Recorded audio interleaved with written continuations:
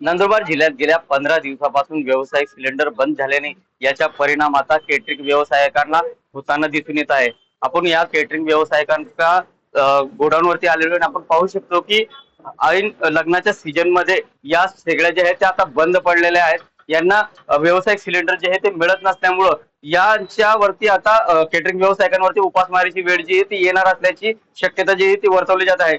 अशीच परिस्थिती जर या युद्धाची जर सुरू राहिली तर यांचे घेतलेले लग्नाचे जे काही ऑर्डर्स आहेत ते रद्द करण्याची वेळ जी आहे ती यांच्यावरती येणार आहे. आपल्यासोबत केटरिंग व्यवसायाचे संचालक आहे, आपण त्यांच्याशी बोलूया की काय परिस्थिती नेमकं जी आहे ती या सर्व युद्धाची निर्माण झालेली आणि याचा परिणाम जो है तो कशा प्रमाणावरती बसणार है।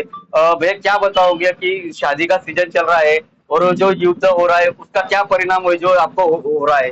हमारे को तकलीफ ही है, सिलेंडर नहीं मिलेंगे तो हम तो शादी पार्टी का ऑर्डर कैंसिल करना पड़ता। क्या करेंगे, मजदूरी अभी है नहीं, बैठे हैं, सिलेंडर मिलता नहीं।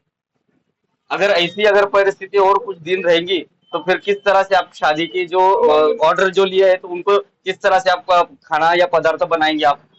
लकड़ी की भट्टी या डीजल की भट्टी ये व्यवस्थित करना पड़ेगा, तो क्या करेंगे, और तो कुछ है नहीं उपाय।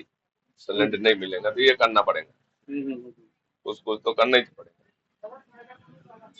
निश्चितच सिलेंडर मिळत नसल्यामुळं आता यांना काहीतरी वेगळा उपाय काढावा लागणार आहे किंवा मग भट्टी कोळशाची भट्टी असेल किंवा लाकडाची भट्टी असेल याचा वापर करून या लग्नाच्या घेतलेल्या ऑर्डर भागवाव्या लागतील अशीच काही परिस्थिती जी आहे ती या केटरिंग व्यावसायिकांवरती आलेली असल्याचे दिसून येत आहे। जितेंद्र बैसारे, TV9 मराठी, नंदुरबार।